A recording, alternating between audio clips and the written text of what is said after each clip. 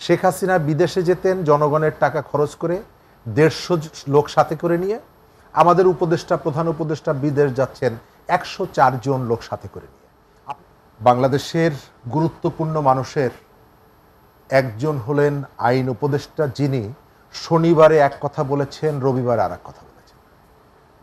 গত 10 বছর 12 বছর তার যে ফেসবুক স্ট্যাটাস আর এখনকার ফেসবুক স্ট্যাটাস, এটা নিয়ে মানুষ ঠাট্টা তামাশা করে।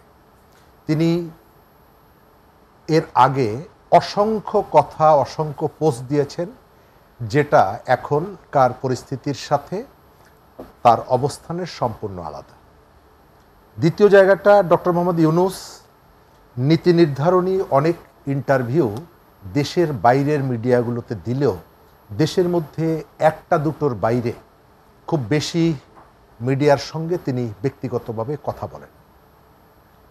যদিও রাষ্ট্র কিভাবে পরিচালিত হচ্ছে, রাষ্ট্রের সামগ্রিক বিষয়ে মানুষের অনেক কিছু জানার আগ্রহ থাকে এবং এই আগ্রহটা মানুষের কাছে যায় গণমাধ্যমের মাধ্যমে।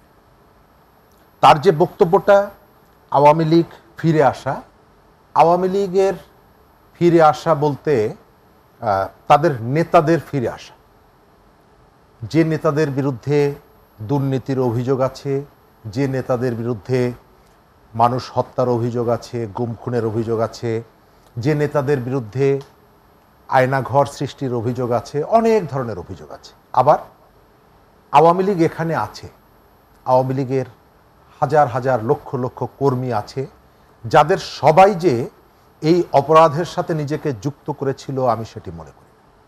আবার এখানে অনেকেই আওয়ামী লীগের 15 বছরের রাষ্ট্র ক্ষমতাকে ব্যবহার করে নানা ধরনের অনিয়ম, অবিচার, অত্যাচারও করেছে, এখানে যারা আছে তাদেরকেও। এর ভেতর থেকে ফিরে আসা বা না আসা, এটা নির্ভর করে সরকারের ভূমিকাটা কি। সরকার একটা রাজনৈতিক দলকে শুধুমাত্র আপনি বন্দুক দিয়ে, পুলিশ দিয়ে নিশ্চিহ্ন করতে হয় না, নিশ্চিহ্ন করা যায় তার থেকে বেটার অ্যাক্টিভিটি যদি আপনি পরিচালনা করেন। গত 1.5 দশক যে আওয়ামী লীগ ক্ষমতায় ছিল এবং 1 বছর ধরে যে আওয়ামী লীগ নিয়ে অসংখ্য কথা হচ্ছে, মাঝে মাঝে আমরা বিরক্ত বোধ করি, কারণ তাদেরকে নিয়ে এখন কথা বলা উচিত না। কিন্তু সরকারের কতগুলো কর্মকাণ্ড, যারা জুলাইয়ের আন্দোলনে সামনের কাতারে থেকে জীবন উৎসর্গ করার জন্য সামনে এসেছিল, তাদের কতগুলো কর্মকাণ্ড আওয়ামী লীগকে ফিরিয়ে আনতে সহযোগিতা করছে। আমার কথা শুনতে আপনার খারাপ লাগতে পারে, কিন্তু বাস্তবতা হচ্ছে আমরা শেখ হাসিনার সাথে কারোর ব্যক্তিগত কোনো বিরোধ ছিল না, কারোর সাথে জায়গা জমি নিয়ে কোনো সমস্যা ছিল না। বিরোধের জায়গাটা কোথায় ছিল? তিনি যেভাবে রাষ্ট্রটা পরিচালনা করতেন, এই রাষ্ট্র পরিচালনার তার যে পলিসি, তার যে ফিলোসফি এবং তার যে টেকনিক, এগুলো বাংলাদেশের জনগণের স্বার্থের বিপক্ষে ছিল।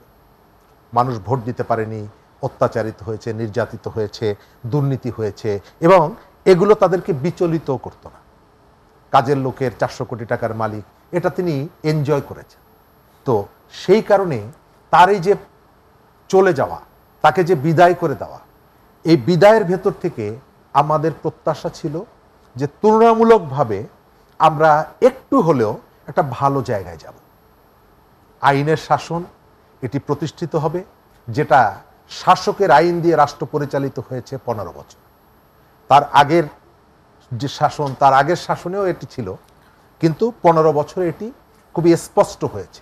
আমি একটু ইন্টারফেয়ার করতে চাই, সেটা হচ্ছে আপনি 15 বছরের কথা বলছিলেন, যে বিগত 15 বছর যেভাবে চলেছে, আসলে এই যে একটি বছর অন্তর্বর্তী সরকার দেশ পরিচালনা করছে, নানা সংস্কারের কথা বলেছে, সংস্কার কার্যক্রম চলছে, আপনি কতটুকু দেখছেন সেই পরিবর্তনের? ধন্যবাদ। আমি এই জায়গায় সংস্কারের পরিবর্তনের জায়গাটা 19-20 দেখছি। শেখ হাসিনা বিদেশে যেতেন জনগণের টাকা খরচ করে, 150 লোক সাথে করে নিয়ে। আমাদের উপদেষ্টা, প্রধান উপদেষ্টা বিদেশ যাচ্ছেন 104 জন লোক সাথে করে নিয়ে।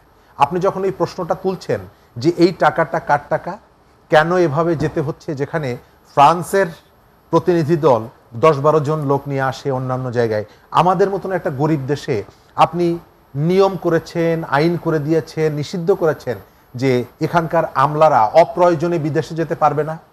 এই সিদ্ধান্তটা নেওয়ার পরে আপনি যখন 104 জনকে নিয়ে যান, এটি কি প্রয়োজন ছিল?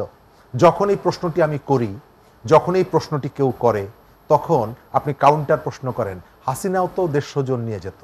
আমরা কি হাসিনার থেকে একটু কম, হাসিনার থেকে একটু এ আচরণ হবে সেটিকে চেয়েছিলাম, নাকি আমরা এখান থেকে হাসিনাকে অপ্রাসঙ্গিক করতে চেয়েছি?